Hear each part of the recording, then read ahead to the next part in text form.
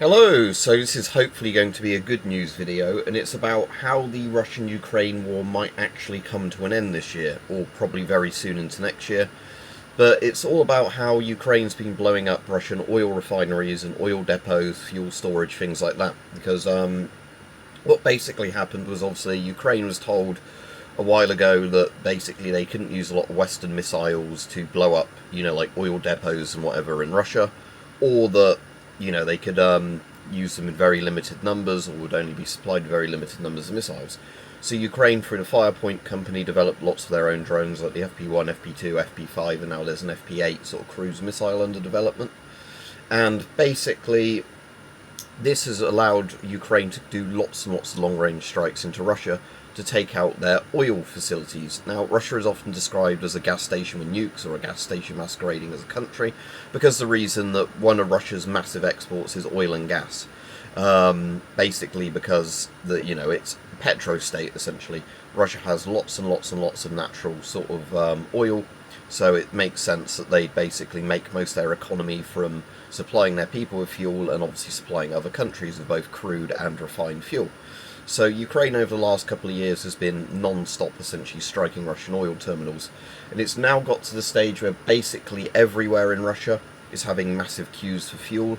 Most interestingly, with occupied Crimea, lots of the Russian civilians are fleeing because there's essentially no power, because if they're thermal power plants and they need fuel to operate, there's shortages of fuel. Ukraine's also been blowing up bits of the power infrastructure, so you're seeing like a mass exodus of most of the civilians from Crimea, and Ukraine's also been targeting the fuel trucks as they come in to try and supply Crimea. So basically, no fuel's coming in, it's getting harder and harder to live there, so most of the people are fleeing, which makes it harder for the Russians to control it if there's basically no population there and, no sort of financial incentive from it. It's just becoming a net drain. So we're seeing videos now in lots of parts of Russia as just miles and miles long fuel queues, where often people wait for about a day in the fuel queue, only to eventually get to the pumps and get angry because by the time they've got there, they're empty.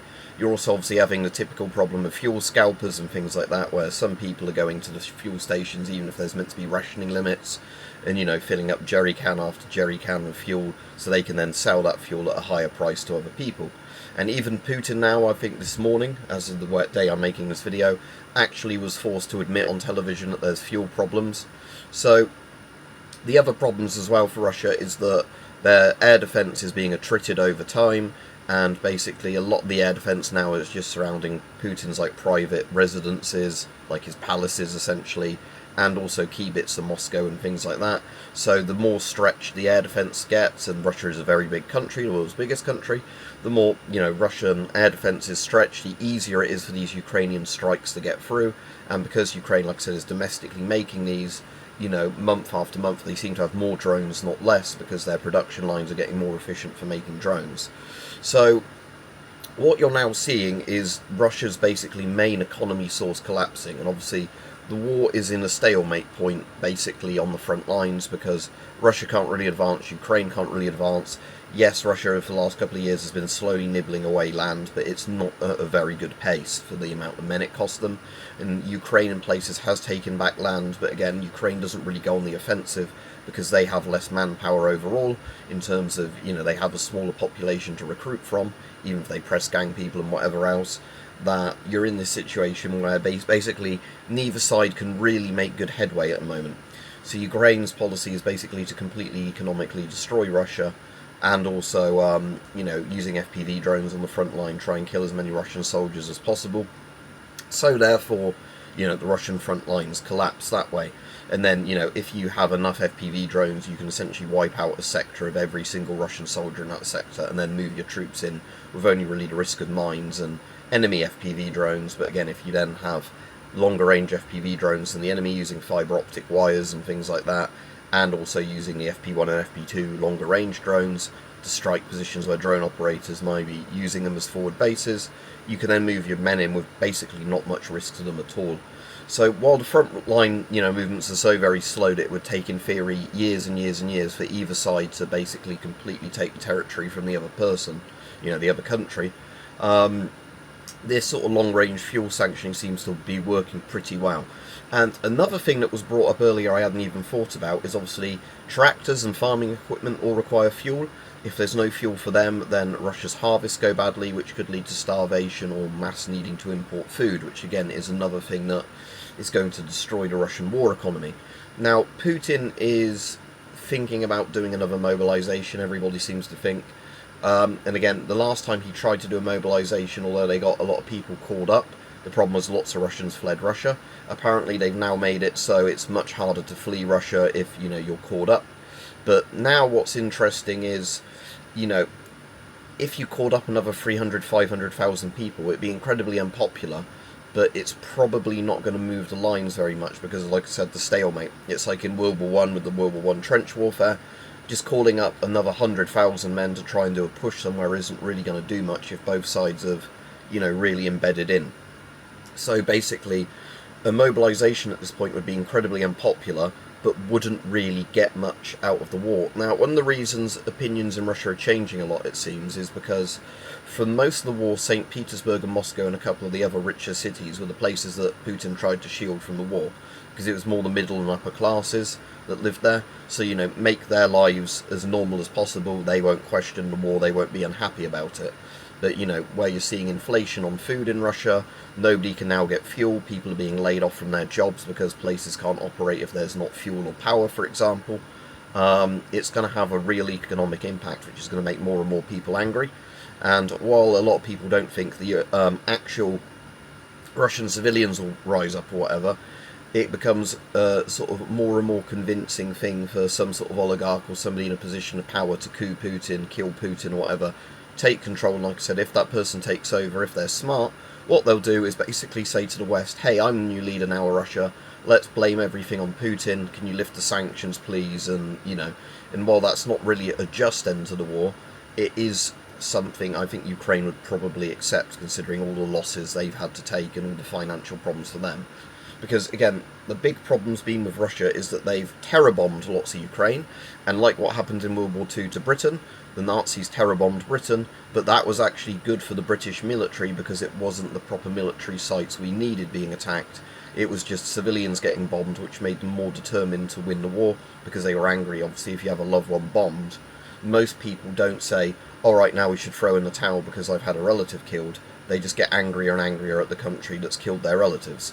And again, it doesn't have much of a proper war impact blowing up civilians because, there's a pretty big civilian population and, you really need to use your missiles and bombs that you have to blow up strategic targets. Targets are actually important, so that's what Ukraine is doing to Russia. However, when Russia terror bombs back, that doesn't really do much to undermine Ukraine's war effort. And Ukraine now, as well, as I believe recently, has hit quite a few important industrial plants and missile sites that mean that for Russia now it's even, they're going to have less availability for producing new cruise missiles to shoot into Ukraine. So you've got this sort of problem now for Russia where sanctions are finally starting to really bite, but mostly just because Ukraine has been taking out so much of Russia's fuel infrastructure that the country relies on, because again, very big country, people need a lot of fuel to go from one part of the country to another if they're not relying on the rail network, and then, you've got serious problems there. And then even when you prioritise fuel for the military, if that fuel is getting scarce and getting hit by, drones, then you're in real problems. So my hope is now, I'm sure I'll get lots of angry Vatniks in the comments, that everything is fine, despite the fact Putin this morning, in a rare admission, was actually saying that, things don't look great at the moment, but we'll deal with it. It's not going well for Russia, and I think, we're going to probably be in the last, 12 months of the war, hopefully, because of the fact that, how much of the Russian economy is imploding in on itself, and there's no sign that Ukraine is going to run out of drones. Like I said, if they're manufacturing them at a very cheap cost for the amount of damage they can do, Ukraine can just keep simply saturating night after night after night Russia with drones, hitting key infrastructure. If fuel stuff is repaired, then they can just blow it up again. And again, sometimes when they knock out these refineries, for example, the big Moscow refinery that was knocked out or damaged recently, Russia admitted it's going to be 6+ months till they have it operating again. So most of the staff are going to be laid off in that period. And that's assuming that Ukraine doesn't blow anything else up as and when they repair it, if they can afford to repair it. So, yeah, you've got this really bad situation now for Russia, where, you know, their fuel is being blown up. They can't afford that to happen, and they don't really have any contingency, because they're now having, where they used to be a fuel exporter, they're now having to pay other countries lots of money to import fuel back from them. So, you know, Russia, ironically, was selling India very cheap oil, so India could resell it, you know, a couple of years ago. Now Russia's having to go begging to India to buy fuel back. And we're also seeing in Belarus, Lukashenko sort of trying to distance himself more and more from Putin, because he realises for his own regime survival that, you know, probably not good if his, you know, only ally, if he relies too much on Russia, you know, that falls apart. So, like I said, actually good news. The Ukraine war might be coming to an end fairly soon. Now, I'd actually bet money on that if I had, you know, spare cash to bet, that within the next year that I think now looks like the best it's been for Ukraine in terms of, other than, you know, in the first year of the war where lots of Russian stuff collapsed and Ukraine made massive retaking their territory then. This is probably the next best thing for Ukraine, because of the fact it's the entire Russia economy that you need to support the war is now falling apart because of their long-range strikes. So, like I said, my hope and I would bet that the war is going to be over sooner rather than later now, because of just how bad the fuel situation is in Russia.